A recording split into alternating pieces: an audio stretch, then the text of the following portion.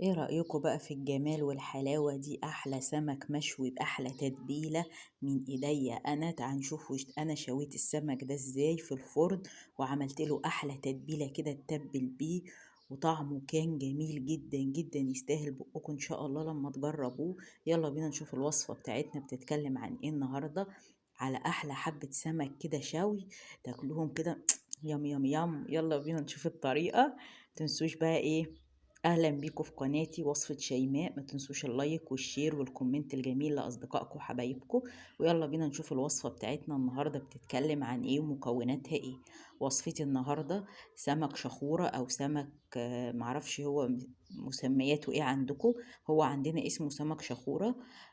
هبتدي اغسله كده، انا مش بفتح بطنه ولا اي حاجة لان بطنه بتبقى نظيفة. هبتدي اغسله كده من الخياشيم بتاعته علشان لو فيها تراب او اي حاجة. وهبتدي هشويه كامل لاني لما بقص وبفتح بطنه بينشف في الشوي، لكن لو هتقليه بيتنضف عادي خالص. لكن في الشوي بيتشوى كامل علشان ما ينشفش معاكي في الفرن. فهبتدي اغسله كده زي ما انتوا شايفين من بره والخياشيم بتاعته كده من جوه، وهحطه في المصفى يتصفى. اما لو مقلي بيتقصقص كده، الخياشيم بتاعته بالراس والبطن بتتفتح والديل والزعانف بتاعته، هو مالوش قشرة من بره كده بتتنضف او بتتكحت بالسكينة، لا. هنا بقى غسلته كده وسبته يتصفى في المصفى. ويلا بينا نحضر التتبيلة بتاعته قبل ما نروح نشويه، لاني انا بحب بعد ما يطلع من الفرن على طول يتبل في التتبيلة بتاعته بيبقى أطعم. هبتدي بقى احضر معاكم التتبيله كده. التتبيله عباره عن عود شبت او عود كزبره او عود بقدونس، حزمه كده حلوه، شبت او كزبره او بقدونس. عليها قرنين فلفل خضر كده وقرن فلفل احمر، عليها طماطمايه، عليها توم. لو عندك هريسه شطه ممكن تحط لها، وليمون وخل. يبقى التتبيله بتاعه السمك المشوي عباره عن توم وفلفل وليمون وخل وفلفل احمر وعود كزبره او عود شبت او عود بقدونس. وهحط التوابل ملح وكمون وكزبره ناشفه وشطه حمراء. يبقى البهارات بتاعتي بتاعت تتبيله السمك ملح وكمون وكزبره ناشفه وشطه. هبتدي بقى ازوده ميه كده واضرب كل ده في الخلاط او في الكبه او في اي حاجه عندك، او ممكن تدقيه بالهون وبعد كده تزوديه بالميه. يبقى انا هنا هقول لكم الخلطه تاني عباره عن ايه. عباره عن توم وفلفل احمر فلفل اخضر، عود كزبره او بقدونس او شبت، خل وتوم وكمون وشطه وملح وكزبره ناشفه. وابتديت افرمهم في الخلاط وطماطمايه كمان، وابتديت افرمهم في الخلاط. بعد ما ضربتهم في الخلاط كده زودتهم ميه ودقتها، لو عايزه ملح حطيت لها شويه ملح. يلا بينا بقى ايه، بعد ما حضرت التتبيله كده يلا بينا نروح على الفرن كده. ابتديت اجيب الرده ديت بتاعت نخاله الدقيق اهي، البني ديت الرده بتاعت نخاله الدقيق. جبتها كده وهبتدي ابدر بيها السمكه. اللي ما يعرفش ايه الرده ديت، الرده دي بنشوي بيها السمك وبنشوي بيها ال الكبده البانيه او الكبده بالرده. الرده دي نخاله الدقيق.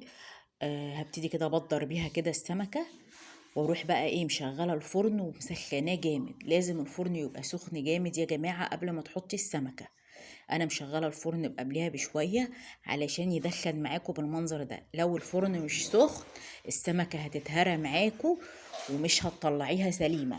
لازم تسخني الفرن جامد جدا جدا جدا. طب اللي ما عندوش فرن عادي يجيب صاجة ويحطها على عين البوتاجاز ويشوي على عين البوتاجاز عادي بكل التركات اللي انا قلتها دي. تسخني الصاجة حلو جدا على عين البوتاجاز وبعد كده تشوي. لازم الحاجة اللي هتشوي عليها تكون سخنة جامد. خلاص يا حبايبي، الحاجة اللي هتسخنوا عليها اللي هتشووا عليها لازم تكون سخنة جامد. بصوا السمك هنا بيتشوى، انا معلية النار من تحت ومن فوق. السمك المشوي لازم النار بتاعته تبقى عالية. اول ما اخد لون كده من تحت هبتدي اقلبه زي ما انتوا شايفين كده يا حبايبي. متنسوش بقى اللايك والشير والكومنت الجميل يا حبايبي.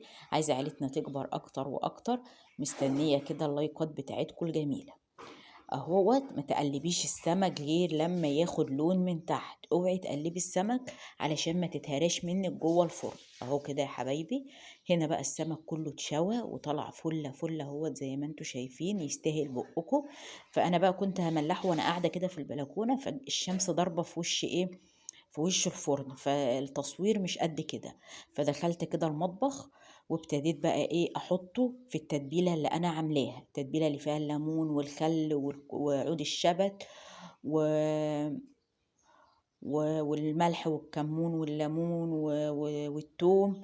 انا مش مركزه، والثوم والفلفل الاحمر والاخضر، دي التتبيله بتاعتي. وحطيت لها الملح والميه بتاعتها، وهبتدي بقى املح فيها السمكه اللي انا شويتها حلو جدا. اهو كده هبتدي بقى املح كل السمك اللي معايا. هسيبه حوالي من دقيقتين 3 كده بس في الميه عشان ما يبوش.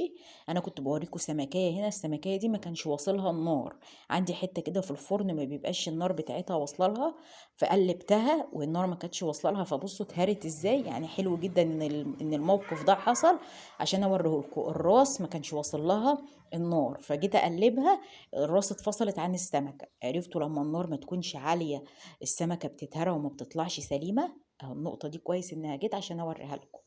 هنا بقى هبتدي اصفيه من التتبيلة واطلعه كده واصفيه. ممكن تطلعيه في مصفى يتصفى، بس انا عشان انا هنا هصور معاكم طلعته كده على طبق التقديم على طول.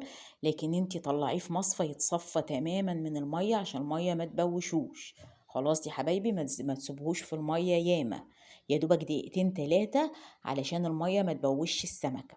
هنا بقى تاكلي احلى حبة سمك مشوي في الدنيا كلها، ولا تقولي لي شوي بره ولا شوي جوه. الشوي في البيت طعمه مختلف تماما. اهو يا حبايبي، وزوقته بقى كده بالطماطم والفلفل والثوم اللي كانوا في التتبيله. يا رب كده يكون وصفتي النهارده عجبتكم، واكون قدرت اوصل لكم اي معلومه عن السمك المشوي. اشوي في البيت، السمك بقى غالي جدا شوي وبره. ممكن تعملي ده على فرن البوتاجاز، ممكن تعمليه في فرن البوتاجاز نفسه. فجربي وصفتي ان شاء الله هتعجبك. مستنيه اللايك والكومنت الجميل، وما تنسوش احلى صلاه على النبي، اللهم صل وسلم على سيدنا محمد عليه افضل الصلاه والسلام. اهو يا حبايبي السمك بقى جميل جدا. عملت معاه حبه رز ابيض، وعملت سلطة. اللي حابب الروتين كامل على قناتي التانية من منزل شيماء هتلاقي الروتين كله أو الوصفة كلها مع الأكلة كلها على قناتي التانية من منزل